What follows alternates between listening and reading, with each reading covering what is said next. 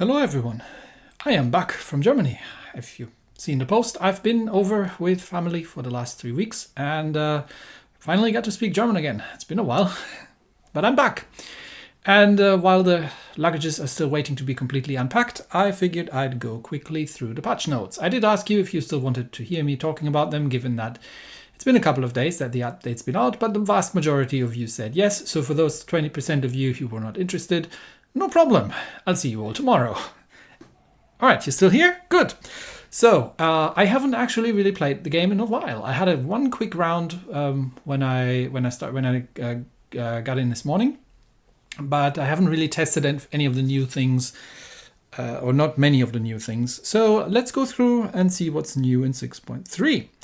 The collection book, Facebook, the stickers, the soccer stickers, the thing. So it's now coming online and we get to see something. The Grand Fleet gives you John Fisher as an epic commander. Okay, that's an interesting start. We'll see, I think, later on what he's capable of. And the rest is not really that interesting. It's just cosmetics. But it gives us a bit of an idea what we need in order to achieve stuff. So we need 2 items out of the required items. And that's a bunch of tier 5 and tier 6 things. Now, getting your hands on things like the Repulse or the Warspite might occasionally be difficult. So as far as I remember, Repulse was a Blitz pass ship. So unless they come in for sale at some point, it's not that easy. But you also don't need all of them unless you want to have the frame thingy. And the legendary commanders count towards that as well. So if you have Jellicoe and BT, that's 2 things down, and that's sufficient for getting Fisher, or otherwise just grab yourself 2 mid-tier ships, not that hard. Then we have the history of battleships, and that one is interesting because for 6 items you get Nelson himself as legendary commander. That's a full-on legendary commander. These sell for money occasionally. And what do you need? Obviously, it's a little bit harder to get 6 items. So obviously, you do need a couple of premiums out of that. The Dreadnought, I think, still is the first purchase bonus. So if you've ever bought anything in game, I think you got the Dreadnought for free. König obviously being tech tree, but then it's Warspite, Nelson, Vanguard, the Ritchie, and 2 more tech trees. So you've got 3 tech trees in there, which means you need at least 3 premiums. Nelson, the ship, is one that you can actually get for free XP. That leaves you down with 2, and if you have any of the 2, then you get Nelson for it, as in the commander. So that was a free Nelson for me, because I already had Nelson, so now I have Nelson. But I'm not sure if I'm going to put Nelson on the Nelson. I honestly can't remember what. I think he had the super heal thing, but I can't quite remember. It's been 3 weeks of my mind being wiped blank, and I'm old and I forgot everything. So, unique titles and portrait frames. Yeah, that's all decorative things. Display of anti-aircraft range on minimap. That's actually why I played the 1 round earlier today, but I didn't get a carrier, so I didn't get to see it. But it's something you can switch off. It's on by default. I've seen that. And you basically get to see your AA range on the minimap, which is meant, I think, for you as a reminder to know to play together better. I don't know if it shows only your own AA range or if it shows your teammates' AA range as well, because it does kind of say you can make a more informed decision and coordinate your defense against airborne threats. So maybe it also shows the teammates ones, but I'm not sure. Either way, it's a little thing, and I'll check it out once I actually get to play against the carrier. New commander skill, the Naval Bill. It's basically a discount elite bonus thing that people never choose. You get plus 8 XP and plus 8% XP and plus 8% silver in battles. Just as a commander skill this time around. So for a commander that you may be rotating, it could stack nicely with other things. But yeah, it is something. And especially for newer players, silver can be a little bit of an issue. So maybe that's not a bad skill to have. We'll see what it looks like in practice. Blitz Squad, I'm all that interested. But Techline editions, we are getting battle cruisers, British battle cruisers, which is going to be interesting. So tier 3 and 4, some of these might actually still exist or might actually have existed, but presumably in the higher tiers, these really never happened. So this is sort of the alternative history tech tree line on the battle cruisers. We go into that in detail when the ships actually come out, and then we can talk about them individually. Very lightly armored, but big guns, probably. I think it'll all come down to maneuverability for me for these ships. If the maneuverability is decent, or the gun arrangement in something like the Collingwood, they might be playable. Otherwise, extremely lightly armored battleships that don't have good maneuverability, yeah, I'm not so sure about that. We'll see how it turns out. New premium ships, a Soviet Tier 5 cruiser, which is actually the Montecuccoli. So we have a Soviet Tier 5 Italian cruiser, an Italian-French Tier 7 destroyer, because that's actually a Gepard, and we have the Anhalt, okay, that probably never existed, most likely. Something with 15 main battery guns and 700mm torpedo launchers. Now, I did have a quick peek at the wiki on PC, and apparently these are 350 mils, so the battle cruiser guns. And from I think Tier 7? Did the Tier 7 have 350s? Could be. I'm not sure. 700mm torpedoes sounds a lot, because even the Japanese big torpedoes are just 633.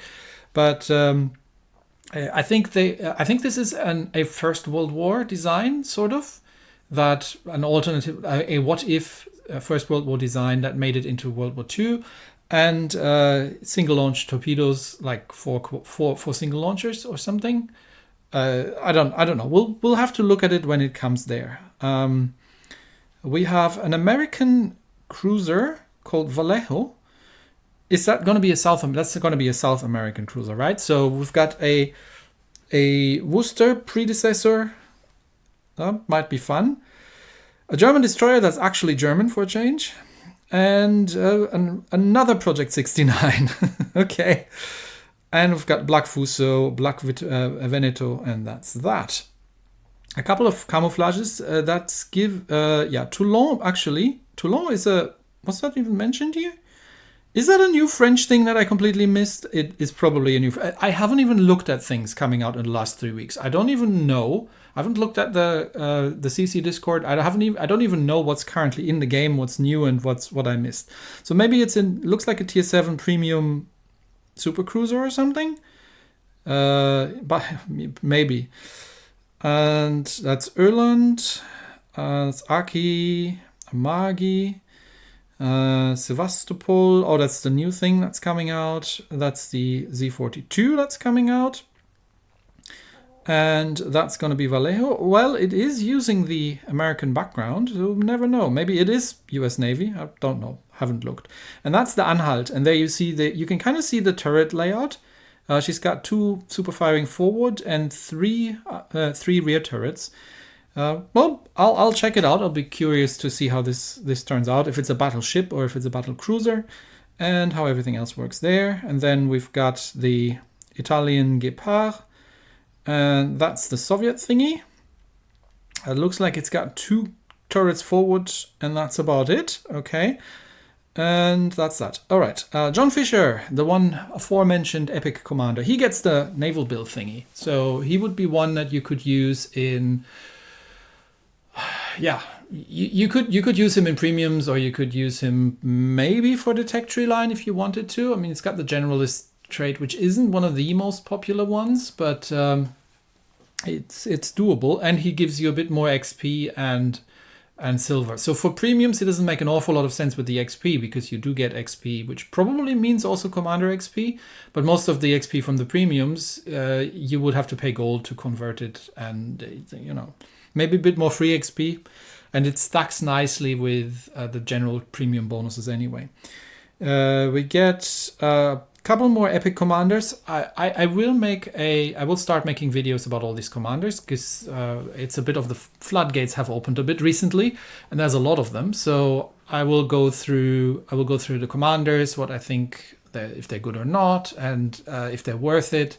You know, the usual stuff in future videos. That is on the list of things I'm planning to do. And we've got something for the weebs among us, even though she's apparently French. And that is that. So bunch of epic commanders, and I'll go through the legendaries first probably, because the epics are well, they're not as legendary as the legendary ones, but they're more epic than the common ones. Okay, what else? Weekly and monthly premium subscriptions have been revamped. Okay, ranked adjustments. All right, I have never had enough time to play in ranked to get into this problem, but if you had this problem that you were ranked first, second, or third, you would have been penalized, and now you are no longer. Smoke VFX interaction reviewed and adjustments made. Okay, I'm not sure what that means. Maybe this was announced on the CC Discord and I just haven't read it yet. But don't know. I mean, smoke makes like pfft when you release it, right? That's about it. So something's been adjusted. And Fault Line Atlantic have been temporarily disabled. I doubt that. I'm pretty sure I just played Atlantic recently. But maybe this means the center control on, not center control, the base capture mode on these. Because I played today, and I'm pretty sure it was Atlantic, but it was in Domination, and I don't mind it that much in that mode. But in base capture mode, these guys were really annoying, so that's that. Ship balancing. Oh, interesting. Okay, what's changed? It looks like the Japanese gunboats have been buffed. Why is beyond me, but okay. I mean, I haven't really played the Haru yet, but the other two were really, really fine as they were, in my opinion. The Aki gets a faster torpedo reload. Okay, I mean, she's a gunboat, but you can still use the torpedoes because she also has the torpedo reload booster. Kita gets better torpedo reload and better dispersion. Oh, they gave them the AA defense. Yes, I've been asking for that for so long. This is one of my pet peeves, that dedicated AA destroyers that were purpose-built for AA duty and carrier escort did not get the Def AA skill. So, I mean, it's just a Def AA 1, but still, I am really happy about this. I don't know how much it's going to make, how much of an impact it's going to make in practice, but just the sheer fact that a dedicated AA destroyer gets a Def AA skill is making me very happy. So Kitakaze has been boosted, and Harugumo gets a nod for a destroyer, not insignificant hit point buff. I mean, that's 1500 hit points. Torpedo reload, and the dispersion, and the Def AA. Okay, so the Japanese gunboat line, and I haven't played the Harugumo yet, because I'm still at the Kitakaze, but definitely got a buff. The ZF6 has been buffed, and that's probably necessary. I remember that thing to be situational, let's put it that way. A bit more hit points, bit more range, bit more torpedo range. Torpedo range, yes, please, on that thing. And another engine accelerator, yes. I think that's a good change. From what I remember, it's been a long time. And like I said, I just came out of holidays, so I forgot everything. The Felix Schultz gets 300 more hit points. That's inconsequential. The Elbing gets 1100 more hit points. That's a bit more consequential. And the Attilio Regolo gets 500 more hit points. Oh, the Marseille. What have they done to the Marseille? That thing's crap. Main battery reload, 18 to 17. Okay. 10% dispersion. Nice. And range increase to 12.4. Is that going to make me play that down thing again? Nah. I think there are too many interesting things in the game right now for me to actually play that thing again.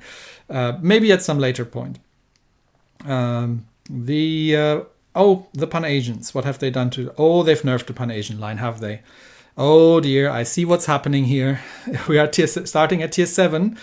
Main battery reload, 0.3 seconds, not the end of the world. Torpedo range reduced to 7.8. I'm pretty sure the Chumfon couldn't stealth torp anyway, particularly well, but I might be wrong. But now for... What have they done? What have you done? I'm just grinding this line. Do I have to stop? The Harbin. Little bit of main battery reload. Or the torpedo range reductions. And the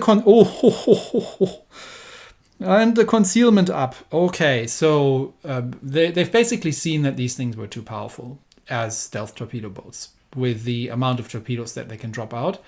And they have basically made that a lot harder. So you can't just, you can't stealth torpedo boat as easily in these things anymore. That's a pretty significant nerf. I mean, that's ouch. Yeah.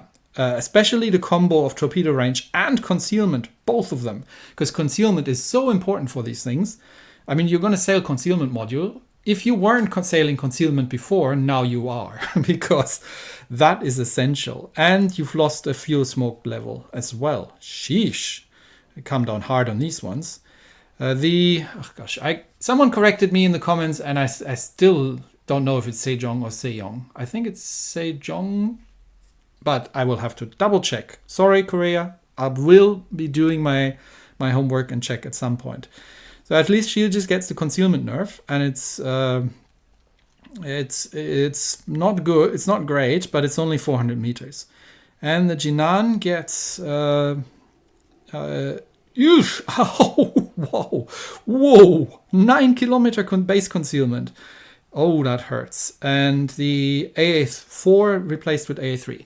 So clearly they've noticed that these things were too powerful. And to a degree, I agree. They are high skill, high reward ships. That said, I feel that at least without having played them again, I feel that this is almost going a step too far, especially if there are carriers in play. And like your tier 10 high precision ships exist, and you are in something that is extremely vulnerable. So you can't defend yourself, because going down from AA4 to AA3 means you're losing the range improvement, which means you can no longer defend yourself against airstrikes, which means if you're playing a stealth torp, which is kind of the aggressive role, you are in even deeper trouble than you were before against carriers. You still have the fuel smokes, which is a little bit of a defense against torpedo planes, but ouch. My first gut feeling on these nerfs is that they went too far, but I will have to actually play the ships to see how much of a dent it made. I agree that these ships were too powerful and that a nerf is warranted. I'm not 100% certain I agree with the amount of nerf hammer that's been hitting them here, because that's pretty significant. And I will actually have to test out. I'm still grinding the Pan-Asian line on my personal, so I will actually have to retest. I will probably retest the Jinan on maybe also the tier 9 only gets the concealment adjustment. Yeah, so I'll probably retest the tier 10 just to see what the impact of that is, and if you can still play successfully, and or if you get shut down more now than you were before, because these ships are extremely fragile, and being spotted and targeted in these ships is a terrifying prospect. So okay, I mean these things have destroyer health, and they have citadels, and they have no armor. So okay, I will retest those. Anyway, it's getting late. Let's get through the rest. The Nakimov, which I haven't played, gets more dive bombers, dispersion. So this thing got buffed, basically. Can't tell you if that's a good thing or not. And the San Diego, which I still have to test. Yes, I still owe you that one. American cruiser line, heavy cruiser retest incoming as well, is on the list. And it gets more range and it gets better smoke. Okay, so it's a smoke cruiser. Anyway, that's it. So, in summary, Free Nelson, a couple of small improvements, pretty significant punch in the head for the Pan-Asian light cruisers. Unwarranted, in my opinion, buff, or not required buff for the Japanese gunboats, but I'll take it. And a couple of other things. Nobody cares about Marseille anyway. Yeah. So that's sort of, this one is sort of the big one for me. And yes, I will get onto it and retest if grinding the line is still a good idea, or if this has been going too far and they are now not really that good anymore to play. I suspect it's going to be all right, but it looks pretty significant on paper. Anyway, took up 20 minutes of your time. Sorry for that. Have a good evening, everybody, or morning, wherever you are, and I will see you back tomorrow. And yes, in case you missed the community post, this week's still going to be on a holiday schedule because I literally I'm just unpacking and I got to get back to work tomorrow, and it's 6 p.m. here, and I am I'm not recording any videos today. I've just gone through 22 hours of flight time plus the intermediate stopovers, and yeah, I'm tired. So next week's still going to be on holiday schedule. Week after, we're going to get back to regular. That's it for me today. See you all tomorrow. Bye bye.